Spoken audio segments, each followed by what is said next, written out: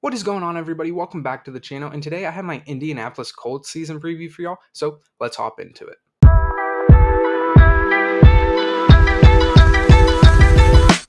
And if you like this type of stuff, please consider subscribing.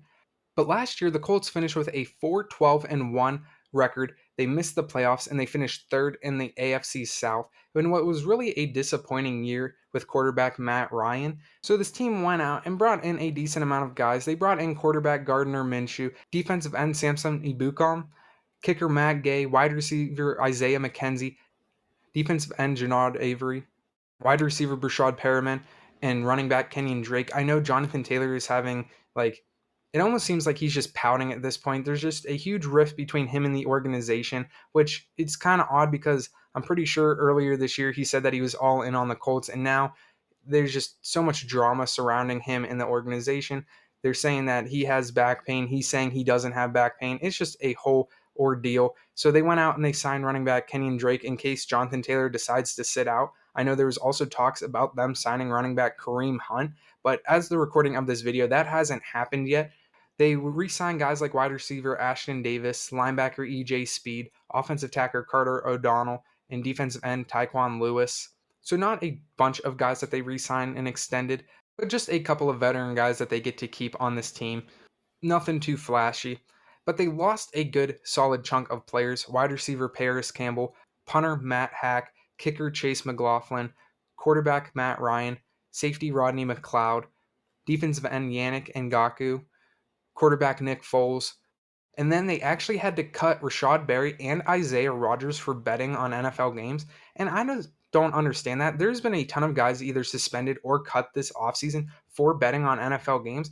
And I just don't understand it because it's like, you guys make millions of dollars. Why are you risking the privilege that you got? Like, why are you risking it? Like, it's a privilege to be in the league. You're getting paid, like I said, millions of dollars. Why are you gambling? Why are you trying to throw that away? But hey, it doesn't make sense to me. I'm not in their circles. I don't know. I'm just an outsider looking in. But still, it just doesn't make a whole lot of sense to me why these guys will do that. So they had to depart with those two. They also brought in a new head coach in Shane Steichen and a new offensive coordinator in Jim Bob Cooter. So the offensive side of the ball, it was probably going to look a lot different for the Colts this year than it did in years past. And one of the main reasons for that, which segues nice into their draft class, is with their first round pick, they drafted quarterback Anthony Richardson to be the quarterback of the future. And he has impressed so far in training camp. At the recording of this video, they haven't played any preseason games yet, but when I think the video gets posted, they will have already played one. So I don't know how he will do in that game, but there will be a game under his belt. So hopefully he performs well and can lead this Colts team.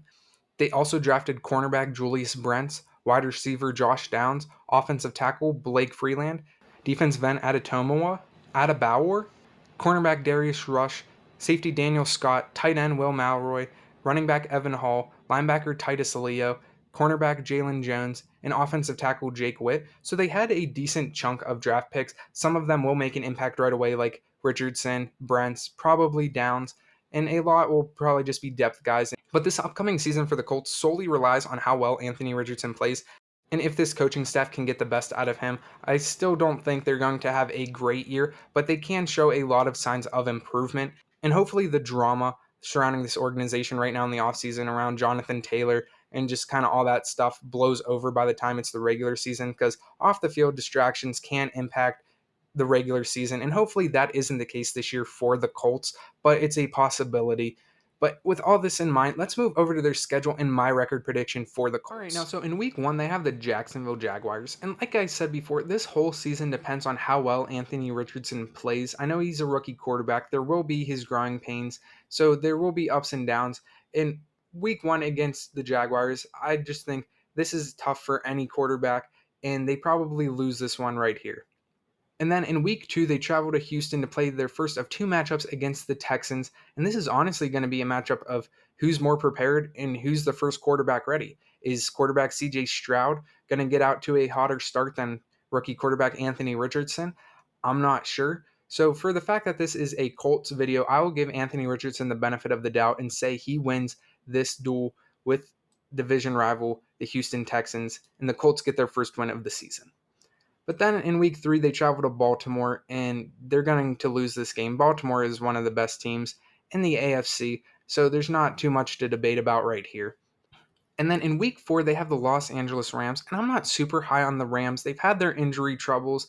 They still have a good veteran core of Aaron Donald, Cooper Kupp, Matt Stafford, so this game could really go either way.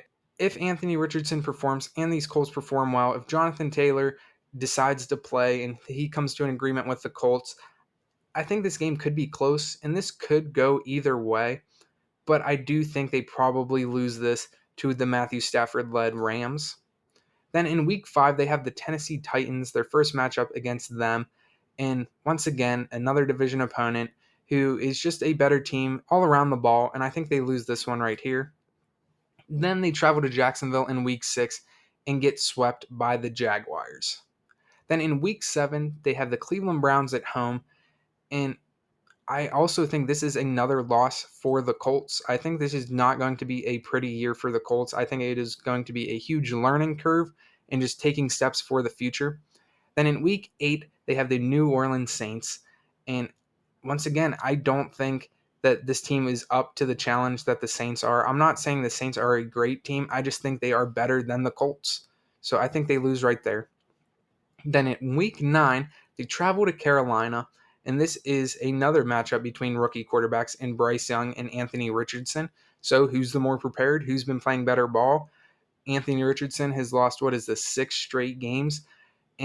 But the silver lining is Anthony Richardson already beat one rookie quarterback in week 2 in CJ Stroud. So he keeps the streak alive and beats another rookie quarterback here in week 9 at Carolina for the Colts' second win of the season.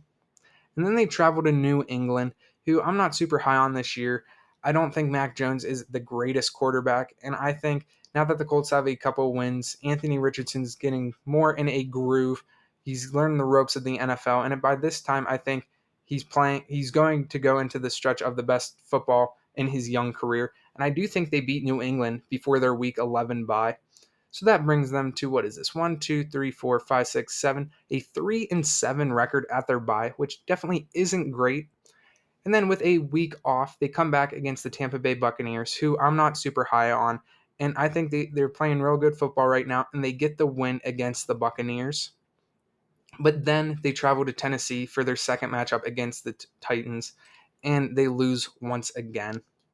As well as the following week when they travel to Cincinnati. Joe Burrow should be fully healthy at this point, but even if he's not, the Bengals are just a better team all around the ball than the Colts are, so I feel they lose this one as well. Then they have the Pittsburgh Steelers, who I think have a better defense than what this Colts offense is capable of overcoming, so I think this will also be another loss for the Colts. But then they have the Atlanta Falcons, who I'm pretty high on this year, and I think they drop another one right here.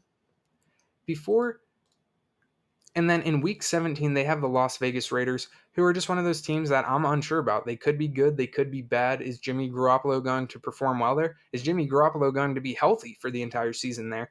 And with his injury history, I'm going to assume that he's banged up and not playing in this game. And therefore, the Colts finish this season strong with a win over the Raiders, as well as sweeping the Houston Texans right here. And that brings the Colts total to 6-11, which is probably on the higher side if you ask me. I think this is probably around their ceiling, 6-7 wins, depending on how they all play, how well this team comes together. I do think they will probably be a little bit worse than this with all the kind of chaos going on right now within the organization. So let me know what you guys think. Do you think they will be better than this? Do you think they will be worse than this? Let me know your thoughts down below. Like the video, subscribe to the channel. I'll catch you with another season preview. God bless.